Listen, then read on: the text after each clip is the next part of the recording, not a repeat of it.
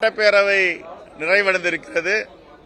பத்திரிகையாளர் நண்பர்கள், ஊடக நண்பர்கள் அனைவருக்கும் மனமார்ந்த வாழ்த்துக்கள், பாராட்டுக்கள்.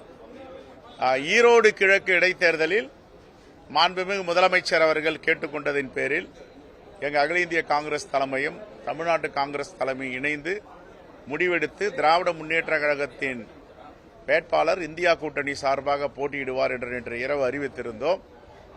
10 மாதங்கள் தான் இதனுடைய ஆயுட்காலம். பிப்ரவரி மாதம் தேர்தல். பிப்ரவரி மாதமும் மார்ச் அவர் பதவியேற்றால் டிசம்பர் ஜனவரியில் நோட்டிபிகேஷன் தேசிய தேர்தல் ஆணையத்திலிருந்து தமிழ்நாட்டு அரசு தமிழ்நாட்டிற்கு சட்டப்பேரவை பொது தேர்தல் நடைபெறுவதற்கான நடைமுறை அமல்படுத்தப்படும். ஆகவே இந்த 10 மாத இடைவெளிக்குள் திராவிட முன்னேற்ற கழகத்தை சார்ந்தவர்கள் போட்டியிட வேண்டும் என்று அவர்கள் விரும்பியதால் தமிழ்நாடு காங்கிரஸ் கமிட்டியும் அகில இந்திய காங்கிரஸ் கமிட்டியும் இணைந்து இந்த முடிவை எடுத்திருக்கிறோம். வேட்பாளராக அறிவித்துள்ள திரு சந்திரகுமார் அவர்கள் பெருவாரியான வாக்கு வித்தியாசத்தில் வெற்றி பெறுவார்.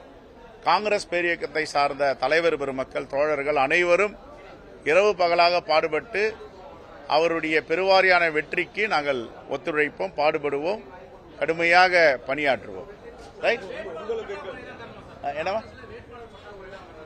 ஏன் வேட்பாளர் இருக்காங்களே, அவருடைய மகன் இருக்காரு, 7 பேர் கேட்டிருக்காங்க. 7 பேர் கேட்டிருக்காங்க. அதுக்கு பேர் தான் உண்மையான தோழமை. அப்படிலாம் கிடையாது. அதோட அதிகமாகும் தோழமை, அதோட அதிகமாக கொடுப்பாங்க. Right, next. ஒன்றுமே கிடையாது. தலைமை எடுக்கின்ற முடிவுக்கு அனைவரும் ஒத்துழைப்பு கொடுப்பார்கள், கட்டுப்படுவார்கள். இது கொடுத்திருக்கோம்னா இன்னொரு உதவியையோ இன்னொரு உரிமையையோ திராவிட முன்னேற்ற கழகம் காங்கிரசிற்கு கொடுக்கும். அதை வெளியில் சொல்ல முடியாது. செய்திகளை உடனுக்குடனும் துல்லியமாகவும் தெரிந்து கொள்ள சப்ஸ்கிரைப் பண்ணுங்க.